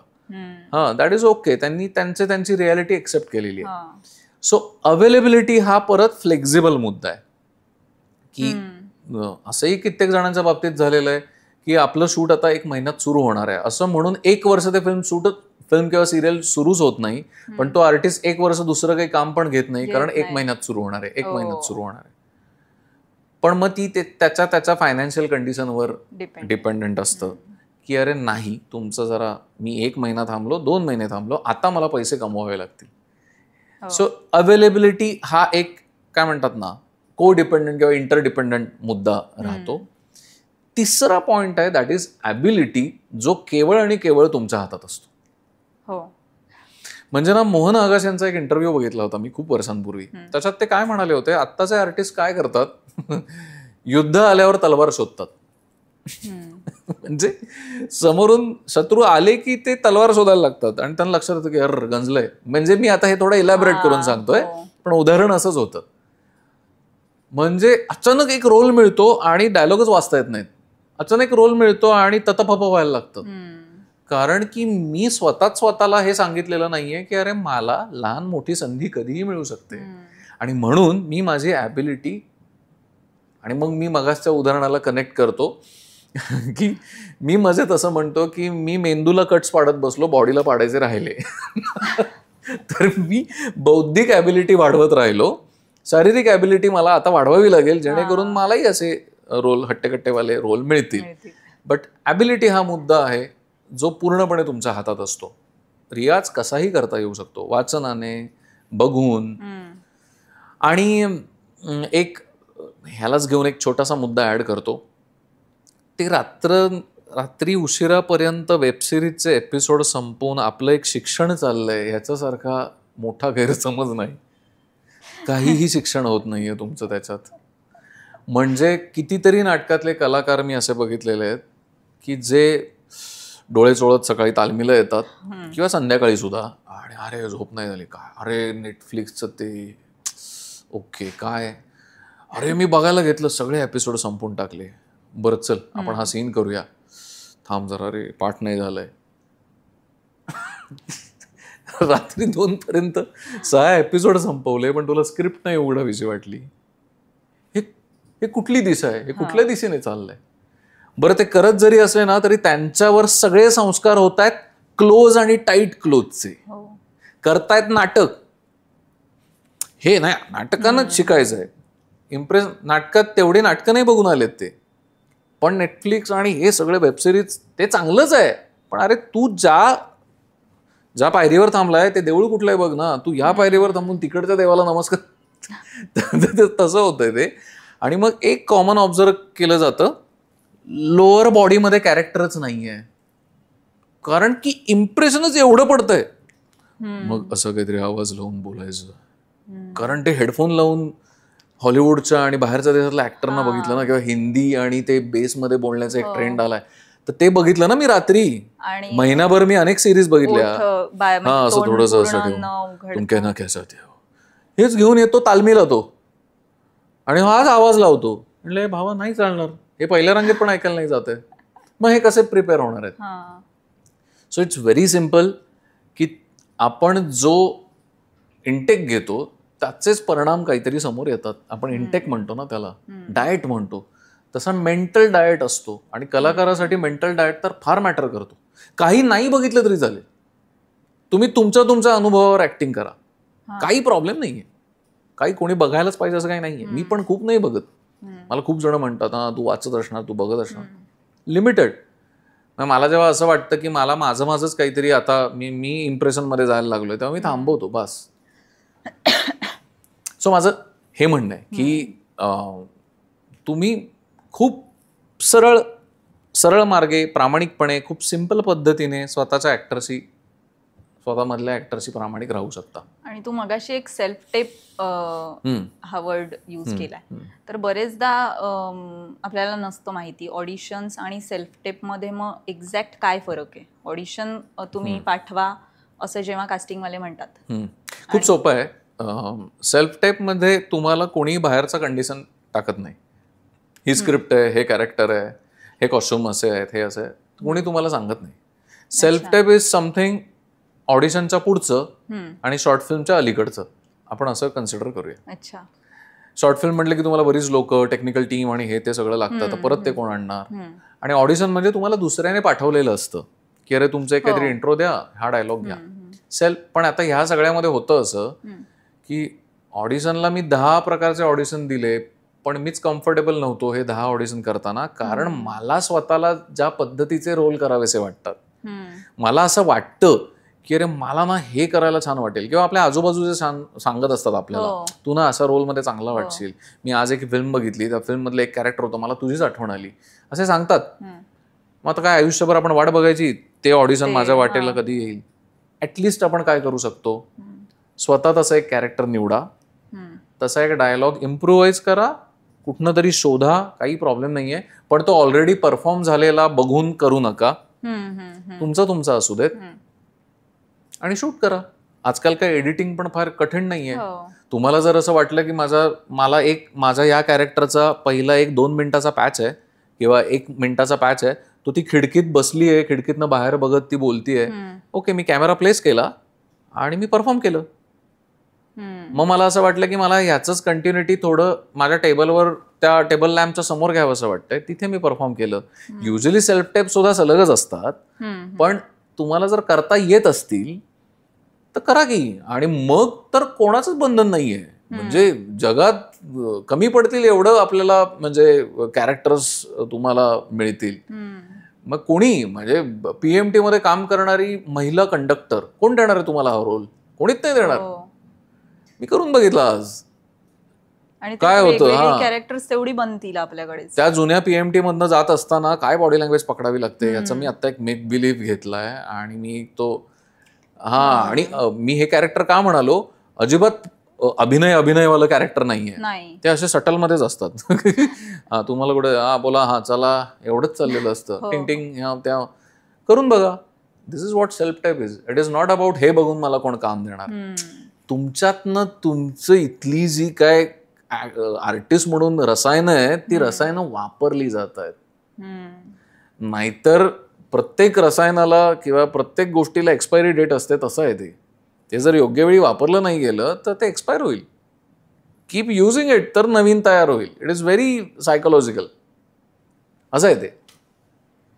मला तुझ्याबरोबर गप्पा मारायला अजूनही खूप आवडणार आहे, पण मला आपल्याकडे वेळेचं थोडंसं बंधन आहे. तर मला वाटतंय की आजच्या या गप्पांमधनं नवीन जी लोक येत आहेत या क्षेत्रामध्ये, किंवा अभिनयच नाही, एकूणच लिखाण असेल, कला क्षेत्र म्हणू आपण, ज्याच्यात खूप काही आहे, तर त्या सगळ्यांना खूप हे आवडणार आहे. आणि मुळात त्यांना काहीतरी माहिती मिळणार आहे याच्यातनं, जी त्यांना, मी जे म्हणालेले की टिकून राहायला काय लागतंय, ते जे तू नंतर मला म्हणालास की जे मला करायचंय, मला सोडायचं नाहीये, हे एका याच्यातनं फार त्यांना, म्हणजे हे सगळं त्यांच्यासाठी आहे, मला असं वाटतं. म्हणजे त्यांना ते कळणार आहे की, सिम्प्लिफाईड करून सांगायचं झालं तर मला असं वाटतं की लर्निंग कशाचं हवं हे खरं तर आत्ता सगळ्यांना माहिती आहे. गरज अनलर्निंगची आहे. कारण की जे शिकलोय ते एक्झिक्यूट करायला, ते इम्प्लिमेंट करायला जो वेळ हवाय तो ओव्हर ऑक्युपेसीमुळे मिळत नाहीये, मेंटल ऑक्युपेसीमुळे. त्यामुळे म्हणून मी म्हणालो अनलर्निंग, की मी हे नाही करायचंय, मग आपोआपच तुमच्यातला कलाकाराला वेळ शिल्लक राहील. पण मग हे असंही होत असेल ना, तू आता अनलर्निंग जे म्हणालास की चित्रपटात काम करतोय एखादा माणूस, चित्रपटातला अभिनय जो तू हे केलास की मेड शॉट लागले, सगळं एवढंच दिसतंय, आणि मला लगेच परत प्रायोगिकला यायचंय किंवा मला थिएटर करायचंय, प्रायोगिक कमर्शियल पण मी नाही म्हणत, म्हणजे फार नाही मी डीप मध्ये जात, पण मला परत थिएटर करायचंय, तर मग तिथं तो चेंज जो सगळं अनुभवानेच येणार आहे. म्हणजे आपल्याकडे किती मोठी मोठी उदाहरणं आहेत. नसरुद्दीन शाह, अनुपम खेर, हे जे मोठी मोठी नावं आहेत की ही सगळी मंडळी त्या त्या माध्यमानुसार ती एनर्जी पकडतात. नसरुद्दीन शहांचं नाटक बघताना तुम्हाला असं नाही वाटत की काय लो एनर्जी करतायत. ह्या वयातही ते करतात बिकॉज इतकं करून करून, प्रामाणिकपणे करून करून करून करून त्याच्यातच राहून रसायनं सतत वापरून त्यांना एक कळतंय ह्या स्पेसमध्ये मी कसा पाहिजे, मी त्या स्पेसमध्ये कसा पाहिजे, मी ह्या स्पेसमध्ये कसा पाहिजे, आणि तरी सुद्धा मी खरा कसा वाटलो पाहिजे. सो हे करून कळणार आहे. म्हणजे हे अझम्पशन्सने नाही कळू शकत. म्हणजे 2 कामं करून पटकन असं नाही होऊ शकत. म्हणजे मी पण आता चुकून कधीतरी आत्ता माझी अशी कंडिशन आहे की मी पटकन कॅमेरा मीडियमसाठी काही करायला गेलो तरी मी थोडा वेळ थांबून काय काय नाही करायचंय हे आठवतो, कारण ती व्हायची शक्यता खूप असते. सेम ॲज समजा मी थिएटरच्या तालमीला जाणार असेल तर मी स्टार्ट करतो मिनिमम अर्ध्या तासाच्या बॉडी वॉर्मअपने, बिकॉज मला पूर्ण बॉडी ॲक्टिवेट करायची आहे, कारण मी थिएटर स्पेसमध्ये आहे. मी मधला काही काळ फक्त कॅमेरा मीडियममध्ये होतो. सो हे तुम्हाला आपल्याला कळलं पाहिजे, आणि मग त्याला शिस्त आहे, त्याला थोडंसं एक रूल्स अँड रेग्युलेशन्स आहेत, गायडन्स आहेत. मग मी कायम म्हणतो की आपण ज्या फंक्शनला जातोय त्याच्यानुसार तयार होतो ना. म्हणजे मी बर्थडे पार्टीला चाललोय का, मी लग्नाला कोणाच्या चाललोय का, मी बारशाला चाललोय, बरं तेही आवडत्या लोकांचं चाललोय का नावडत्या लोकांकडे चाललोय, त्याच्यानुसार मी ठरवतो की मी काय कपडे घालायचे. तसंच आहे की मी कुठल्या माध्यमात चाललोय त्याच्यानुसार मला स्वतःचे इथले फॅशन ठरवायची आहे. आज मला खूप मजा आली आहे तुझ्याबरोबर या अशा गप्पा मारून. आणि मला वाटतं मला परत असंच याच मंचावर येऊन तुझ्याशी यातल्याच आणखी डीप गोष्टी आणि गप्पा मारायला खूप आवडेल. आय होप तोपर्यंत मी अजून काहीतरी वेगळं छान काम केलेलं असेल. अरे आमच्या शुभेच्छा आहेतच. Thank you so much. तुम्हाला आजचा हा देशकालचा भाग कसा वाटला हे नक्की सांगा, कमेंट्स करा, आणि आमच्या चॅनलला सबस्क्राईब करा, लाईक करा. आणि तुम्हाला या प्लॅटफॉर्मवर आणखी काय ऐकायला आवडेल, काय बघायला आवडेल, कुठली माहिती घ्यायला आवडेल ते आम्हाला कमेंट्समधून नक्की कळवा. थँक्यू.